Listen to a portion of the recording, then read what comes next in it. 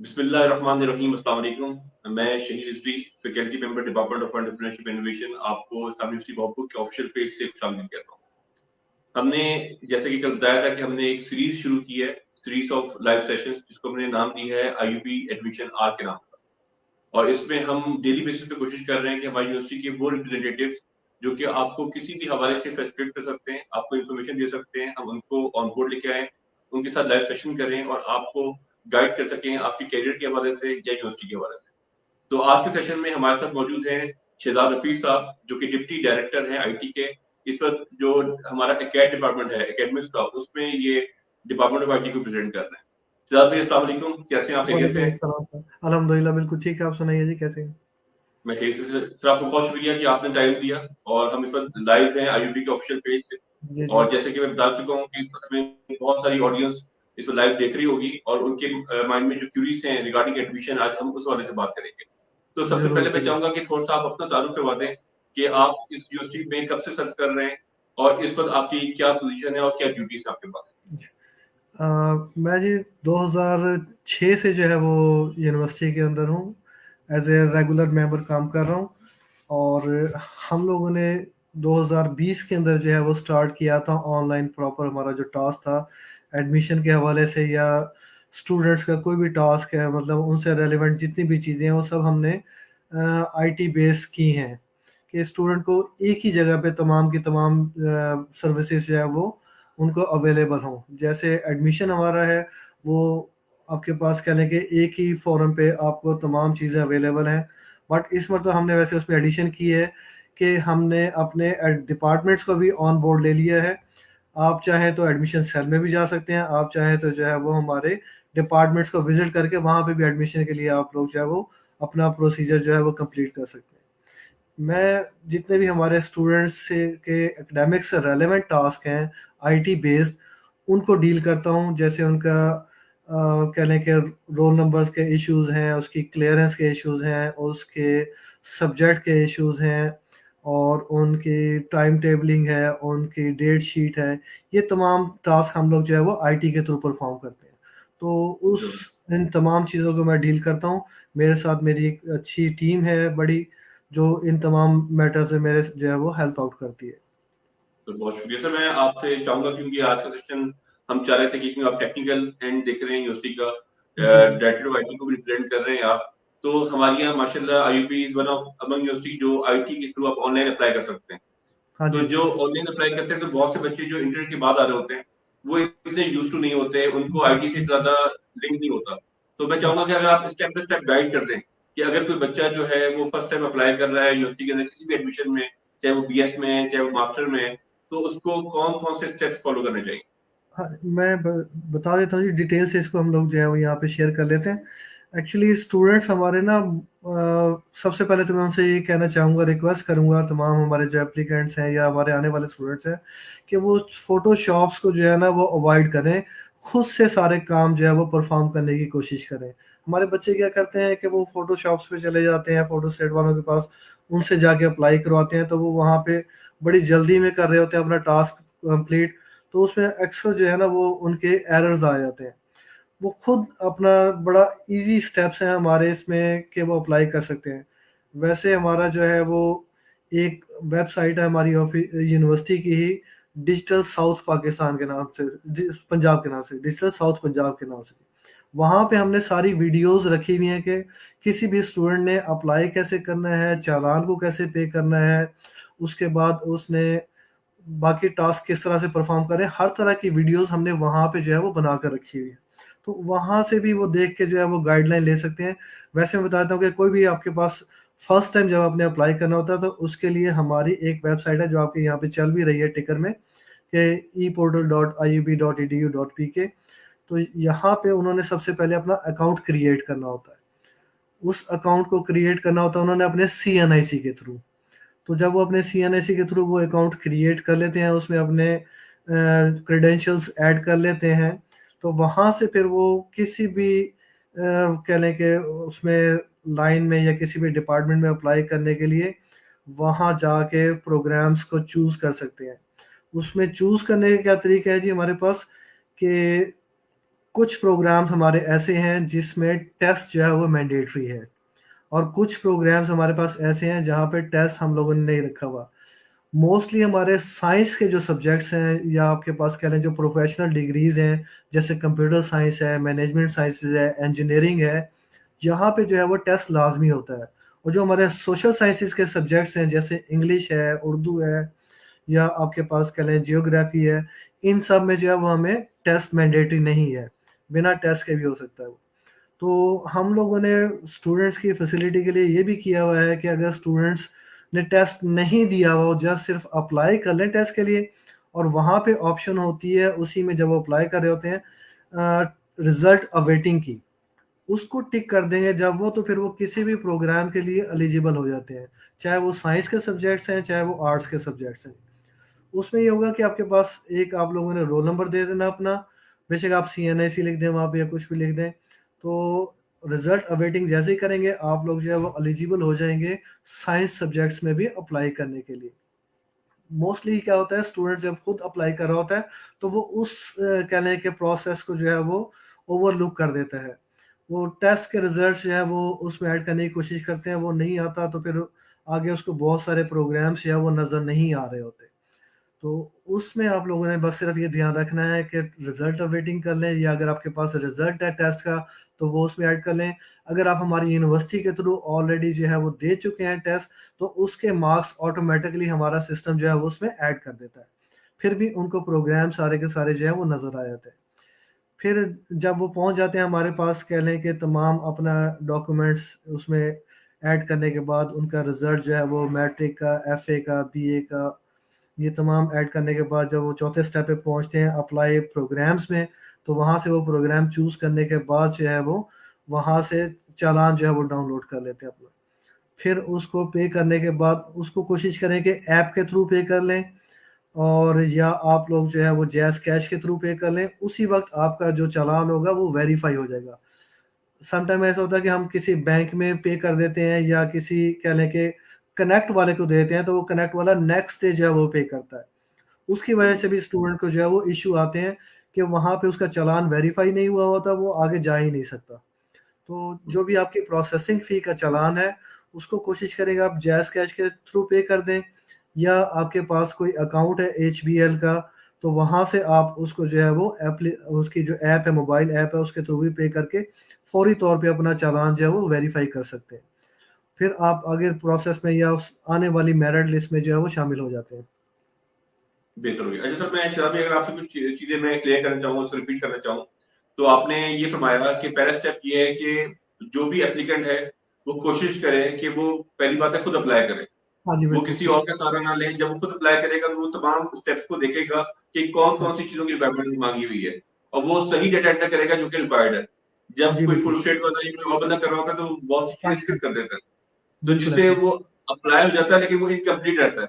तो हाँ पहले जी। आपने स्टेप ये बताया कि वो खुद अप्लाई करे। अगर अनफॉर्चुनेटली उस बच्चे के पास रिसोर्स नहीं है, तो जो हमारा एडमिशन सेल है, तो क्या वहाँ कोई फैसिलिटी दी जा रही है? क्या वहाँ हाँ जी, हम किसी बिल्कुल, बच्चे को हमने कांटेक्ट कर सकते हैं? दोनों जगह पे फैसिलिटेशन सेंटर बना रखा है अपना। वहाँ हमारे नुमाइंदे बैठे हुए हैं एडमिशन सेल के अंदर, ओल्ड कैंपस में, या बासिया कैंपस जिसको हम लोग बोलते हैं। और हमने बगदाद कैंपस में भी इस मरतबा 2 पर्सन्स बिठा रखे हैं अपने पास ही हेल्प डेस्क के अंदर, कि वो अगर स्टूडेंट्स वहाँ पे आके भी अप्लाई करना चाहते हैं, तो वहाँ से भी कर सकते हैं। किसी डिपार्टमेंट में जाके हेल्प लेना चाहते हैं, वहाँ से वो अप्लाई करना चाहते हैं, तो वहाँ से भी वो लोग अप्लाई कर सकते हैं। मतलब स्टूडेंट्स को फैसिलिटेट करने के लिए हमने मैक्सिमम जो है ना वो उनको प्रिविलेज दी है कि कहीं से भी जाके वो अपना अप्लाई करवा सकते हैं। बिल्कुल। अच्छा, थोड़ा-सा मुझे ये बताइएगा कि अप्लाई करते वक़्त ख़ास तौर पे बीएस लेवल के ऊपर, जब बच्चा इंटर इंटर के बाद फर्स्ट टाइम अप्लाई कर रहा है, तो हुँ। ऐसे कौन से डॉक्यूमेंट्स हैं जो उसके पास होने चाहिए या उसके पास फ़ोटोकॉपी हो कम से कम वो अप्लाई करते वक़्त उनकी ज़रूरत पड़ेगी? जैसे कि आईडी कार्ड हो गया या एडमिट कार्ड हो गया, तो उसमें कौन-कौन से अहम डॉक्यूमेंट्स हैं? आईडी कार्ड से तो उसने अपने बना लिया है, अकाउंट बना लिया। उसके पास बिल्कुल। अपना ईमेल खुद बनाएगा ना, अगर खुद अप्लाई करेगा वो, तो उसमें क्या हुँ, होता है हुँ। कि उसको पता है कि मैंने अपना कौन-सा ईमेल अटैच किया है उसके साथ, कौन-सा मैंने सेल नंबर उसके अंदर सही है। दिया है। जब हम किसी दूसरे पर्सन से करवाते हैं बाहर से, हुँ, हुँ। तो वो क्या करता है, अपना ईमेल एड्रेस ऐड कर देता है उसमें, उसने ऑलरेडी किया होता है, अपना सेल नंबर उसमें कर देता है। फिर जब हम एडमिशन हो जाता है हमारा, फिर हमें प्रॉब्लम आती है कि हमारे पास तो उसका ना ईमेल एड्रेस होता है, ना उसका पासवर्ड होता है, ना कुछ और होता है।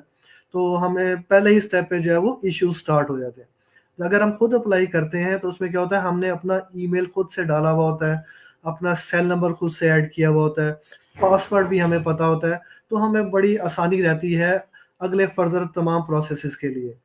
तो उसमें आपके पास जो भी बीएस के लिए स्टूडेंट्स अप्लाई कर रहे हैं, उसमें उनके पास अप्लाई करते वक़्त जो है वो उनका आईडी कार्ड तो बना लिया उन्होंने, ठीक है जी? उसके थ्रू उनको पता है। मैट्रिक का आपके पास जो है वो रोल नंबर होना चाहिए, उसकी रजिस्ट्रेशन नंबर होनी चाहिए, उसके मार्क्स होने चाहिए टोटल भी, और जो सब्जेक्ट्स के मार्क्स हैं वो भी। हम 4 सब्जेक्ट्स के मार्क्स वहाँ से पूछते हैं कि कौन-कौन से सब्जेक्ट्स में उसने करना है अप्लाई। साइंस वाले हैं तो साइंस से रिलेवेंट है, आर्ट्स वाले हैं तो आर्ट्स से रिलेवेंट, वो 4 सब्जेक्ट्स के मार्क्स उसने उसमें ऐड करने होते हैं। फिर उसके बाद उसने इंटर के मार्क्स ऐड करने होते हैं। तो इंटर में हमारे पास ये क्या जी, 2 तरह के हमारे पास एडमिशन्स हैं, एक स्प्रिंग में हो रहे हैं, एक फॉल के अंदर हो रहे हैं। तो जी, हमारे पास फॉल में थोड़ा कम एडमिशन होता है क्योंकि इसमें वही लोग आते हैं जो सप्लीमेंट्री पास करके आए हुए होते हैं, या आपके पास पिछली मर्तबा एडमिशन नहीं ले सके थे अपने रेगुलर में, तो वो लोग अप्लाई कर रहे होते हैं। फॉल के अंदर हमारा बिल्कुल ताज़ा-ताज़ा रिज़ल्ट आया होता है इंटर का, तो उसमें वो ज़्यादा लोग जो हैं वो हमारे पास एडमिट होते हैं। जैसे हमारे बिल्कुल, पास लास्ट टाइम जो है जी अल्हम्दुलिल्लाह कोई 13,000 के करीब जो है वो एडमिशन हुआ था। उससे पिछली बार हमारे पास 15,000 एडमिशन हुआ था। तो फॉल में थोड़ा वो हमारे पास स्प्रिंग के अंदर हमारे पास थोड़ा कम एडमिशन होता है। जब वो जी, अप्लाई कर रहे हो तो मैट्रिक के उनके पास जो है वो अगर ट्रांसक्रिप्ट उनके पास पड़ा है तो सबसे अच्छी बात है। इंटर का ट्रांसक्रिप्ट उनके पास होना चाहिए, ये दोनों लाज़मी हों, और अगर उनका टेस्ट दिया हुआ उन्होंने तो टेस्ट के मार्क्स भी उनके पास जो है वो पड़े हुए होने चाहिए, उसका रोल नंबर होना चाहिए। ये 3 डॉक्यूमेंट्स तो बीएस वालों के लिए मैंडेटरी हैं जो उन लोगों ने इस्तेमाल करने हैं वहाँ पे जी। बाकी जी, अगर कोई ज़रूर। अच्छा एमफिल वाले हमारे पास होते हैं, तो फिर उनके पास बीएस का रिज़ल्ट ऐड हो जाता है। हुँ, पीएचडी हुँ, वाले हैं तो उनके पास एमफिल का रिज़ल्ट उसके अंदर ऐड हो जाता है बाकी तमाम डॉक्यूमेंट्स के साथ। बेहतर हो गया। अच्छा सर, आप मुझे ये बताइएगा कि जब बच्चे अप्लाई कर रहे होते हैं, वो कौन-सी कॉमन मिस्टेक्स हैं, जिसकी वजह से उनका जो प्रोसीजर है वो कंप्लीट नहीं हो पाता और फिर वो बच्चे परेशान होते हैं? तो कॉमन मिस्टेक आप अगर हाइलाइट कर दें। हाँ जी, बिल्कुल कॉमन मिस्टेक, बार-बार हम फिर वही एक बात रिपीट कर रहे हैं कि खुद अप्लाई करेगा तो 90% उसका एक्यूरेट रहेगा डाटा, उसको कोई प्रॉब्लम नहीं आएगा। 3 चीज़ें हमने अपने पास रखी हुई हैं, इंटर मैट्रिक का रिज़ल्ट कार्ड, इंटर का रिज़ल्ट कार्ड और टेस्ट का रिज़ल्ट कार्ड। तो ये तीनों हुँ, चीज़ें हमारे पास हो तो हम किसी भी सब्जेक्ट में अप्लाई कर सकते हैं, कोई इश्यू नहीं आता। उसमें सिर्फ़ जब अप्लाई कर रहे होते हैं, तो अब क्या होता है हमारे पास कि वो आपने जब अप्लाई करना है, कैंपस को लाज़मी देख लें कि किस हुँ, कैंपस को जो है ना वो हमारे पास किस में अप्लाई करना चाह रहे हैं। वो भावलनगर और भावलपुर का दोनों का ऑलमोस्ट सेम सा नाम है ना, तो वो सिर्फ़ भावल पढ़ते हैं, आगे पूर और नगर नहीं पढ़ते।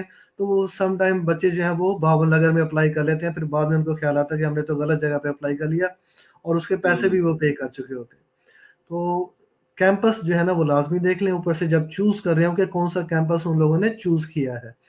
ये बेहतर हो गया। हमें ना कॉमनली मतलब बच्चे हमारे गलती कर लेते हैं, बल्कि वो जहाँ से वो अप्लाई कर रहे होते हैं, वो भी इस तरह से जो है ना वो नहीं देखते, और ऊपर से कैंपस की सिलेक्शन में जो है ना उनको इश्यू आ जाता है। बेहतर हो गया। ठीक है। अच्छा सर, हम थोड़ा-सा आगे चलते हैं। जी, जी। अज़ान भी हो रही है, तो हम 1 मिनट वेट कर लेते हैं हाँ ताकि जी। अज़ान कंप्लीट हो जाए।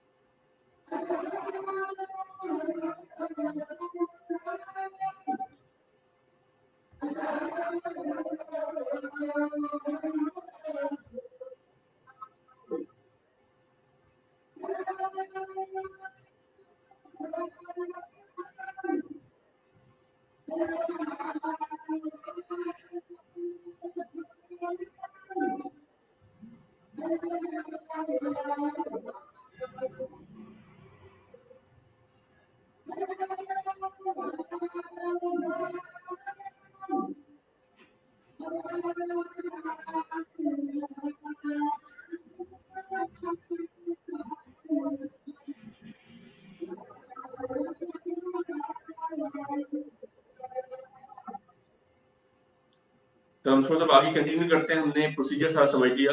अब अगला जो चैलेंज आता है बच्चों के लिए अप्लाई करते वक़्त, वो ये होता है कि बहुत से ऐसे प्रोग्राम्स हैं जहाँ एनटीएस या यूएसटी का टेस्ट जो है वो कंपल्सरी है।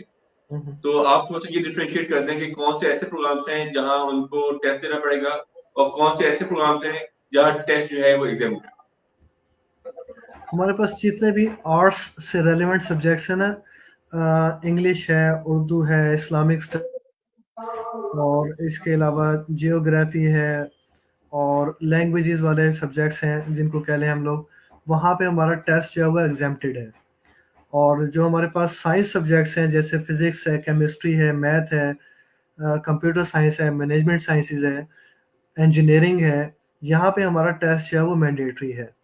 तो इन जगहों पे जब भी अप्लाई करेंगे या तो स्टूडेंट ने पहले से पास किया हुआ हो अपना टेस्ट या एनटीएस के थ्रू दिया हुआ हो या हमारी आईयूबी के थ्रू दिया हुआ हो, हमारा टेस्ट जो है वो हर महीने होता रहता है।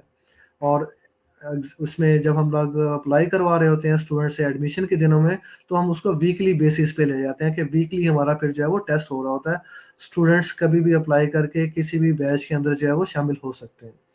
तो अगर सपोज़ नहीं भी पास किया हुआ स्टूडेंट ने टेस्ट, तो हम लोगों ने उनको आसानी के लिए उनको ये किया हुआ है कि वो टेस्ट को जो है वो रिज़ल्ट अवेटिंग करें और उसके बाद जब भी टेस्ट हो हमारा यूनिवर्सिटी का, उसमें जो है वो अपना टेस्ट अपीयर होके उसके अंदर वहाँ से पास करके अपना रिज़ल्ट कार्ड बाद में भी सबमिट करवा सकते हैं।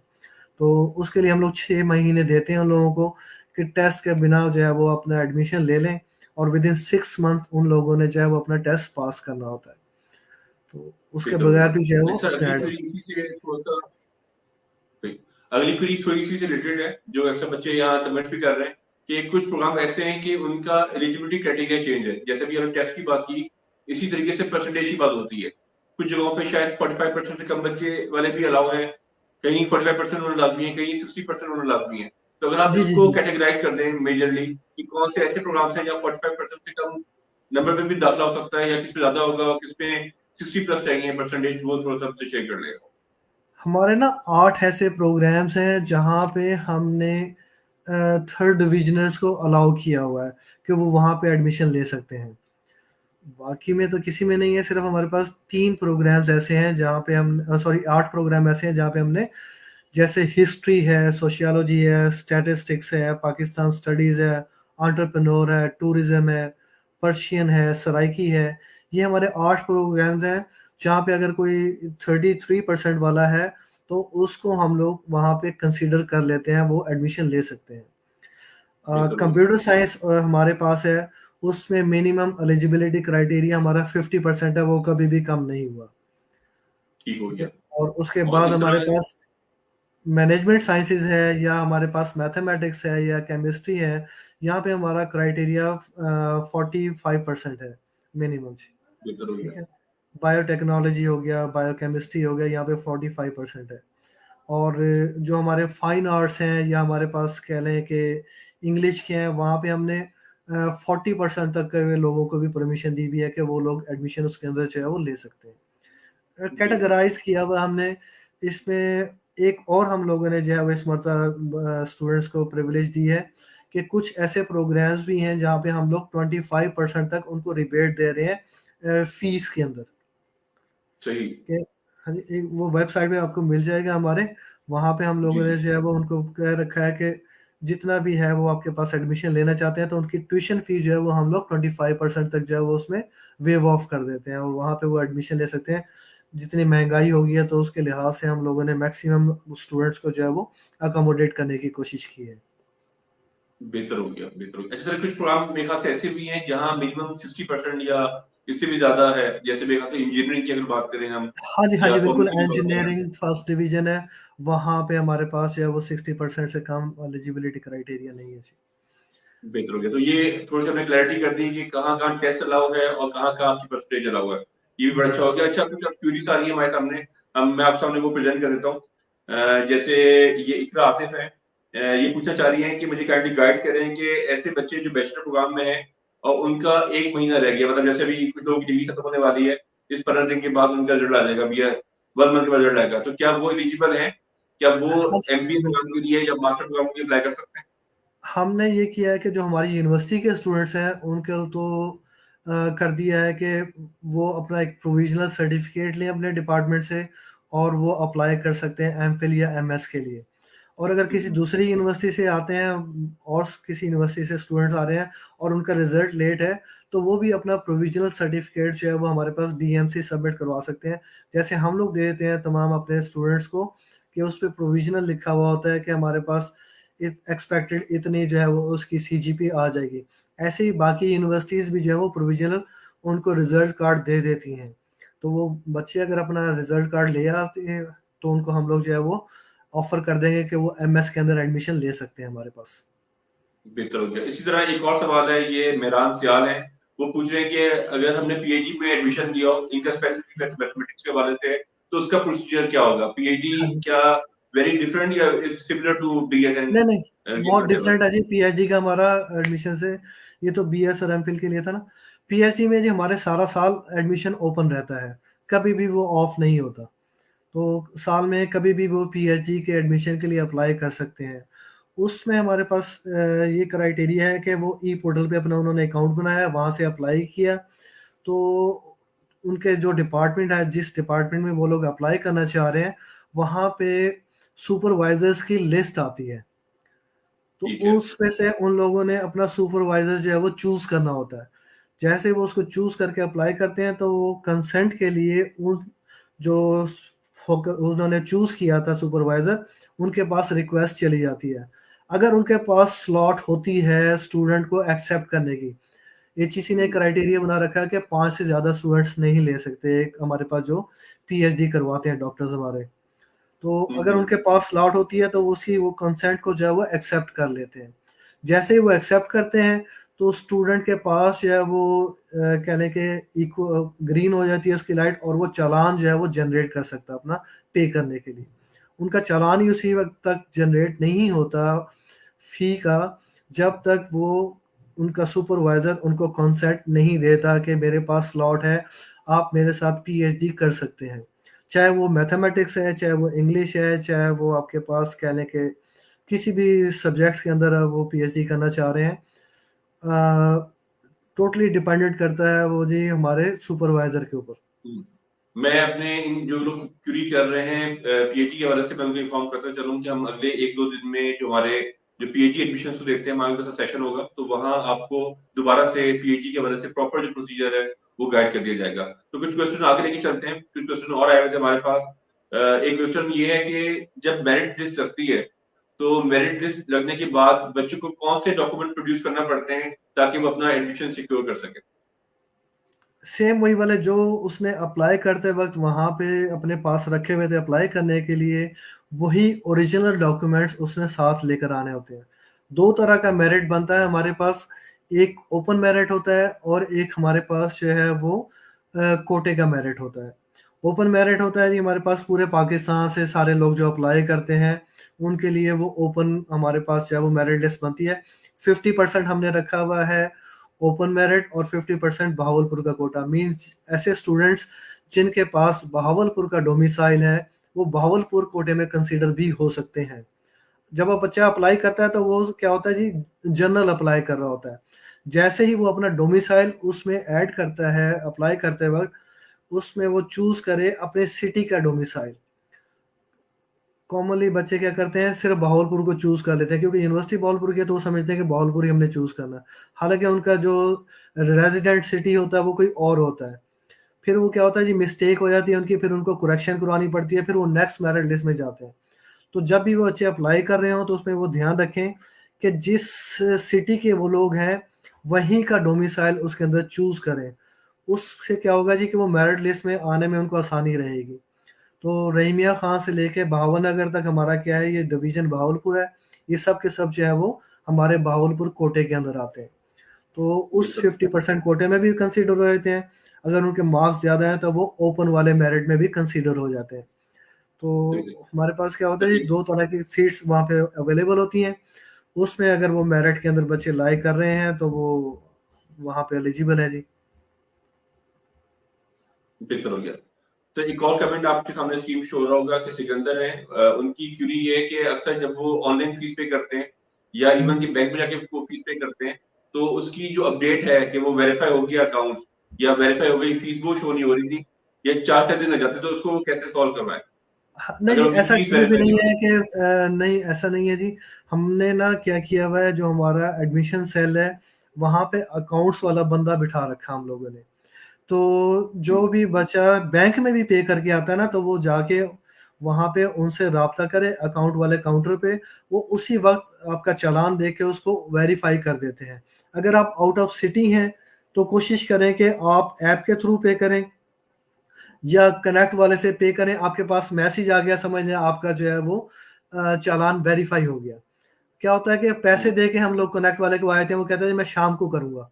फिर वो शाम को नहीं करता, वो अगले दिन हुँ, करता है या अगले दिन करता है, तो उस तरह से वो लेट कर देता है। या किसी रिमोट एरिया के बैंक में अगर वो पे करते हैं उसको, चालान को, तो उसकी वजह से उनको जो है वो देर हो जाती है।